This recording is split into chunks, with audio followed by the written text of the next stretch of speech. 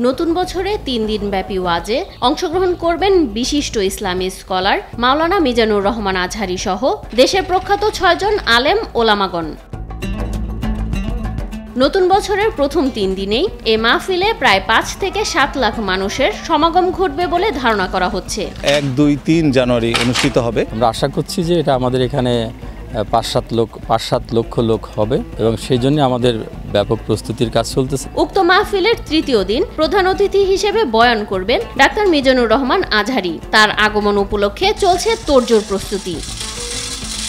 ২০২০ সালে দেশ ছাড়ার পর গত ৪ বছর আর দেশে ফেরেননি মাওলানা মিজানুর রহমান আজহারী। ৫ আগস্ট সরকার পতনের পর গত ২রা অক্টোবর দেশে ফেরেন তিনি।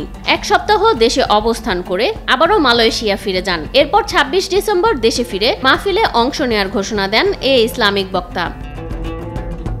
যশোরে আদ্দিন ফাউন্ডেশনের উদ্যোগে আদ্দিন সকিনা মেডিকেল কলেজের মাঠে অনুষ্ঠিত হতে যাচ্ছে তাফসিরুল কুরআন মাহফিল। তবে নিরাপত্তার স্বার্থে উক্ত স্থানে কেউ রাত্রি যাপন করতে পারবেন না বলে জানান আয়োজকরা।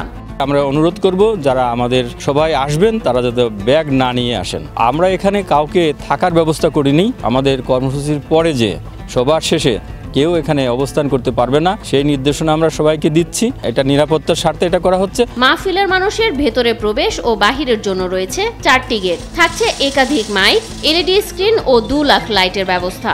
আমরা এখানে আপনার 1টা 2টো 3টে 4টে 5টা 6টা 7টা বাটে প্যান্ডেল করছি, একটা স্টেজ করছি। আমরা প্রায় 12 থেকে 1300 সিলিং করছি। টোটাল মিলে 1,02,00,000 লাইট লাগবেই, 2 লাখ মতন লাগবে। 2 সাইডে মরিচবাতি দেওয়া হবে। যারা মাহফিল শুনতে আসবে দর্শকরা তারা 8টা গেট দিয়েই ঢুকবে।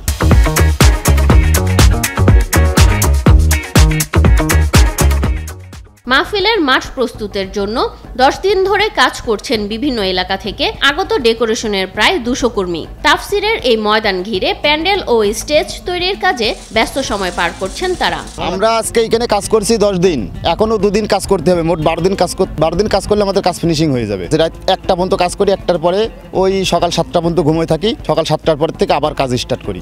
যেটা দেওয়া আছে সেটা আছে সাদা কালার দেওয়া আছে। যত প্রকারের ভালো কাপড়, দামি কাপড়, সেই দামি কাপড়গুলো আমরা ব্যবহার করব। সাতক্ষীরার থেকে আসছি, কেশবপুরীর থেকে আসছি, চুপনগর থেকে আসছি, যশোর থেকে আসছি, আমার জিগরগাছা থানার থেকে আসছি। 5টা-6টা থানার থেকে এখানে কাজ করছি। সবাই মিলে আমরা ঐক্যবদ্ধই করছি। প্রায় 1000 জন স্বেচ্ছাসেবক আমাদের থাকবে। আমাদের গাড়ি পার্কিং, আমাদের মেয়েদের জন্য আলাদা বসার ব্যবস্থা, পুরুষদের জন্য আলাদা বসার ব্যবস্থা, নিরাপত্তা বিভাগের সকল ডিপার্টমেন্টের সাথে আমরা কাজ করছি।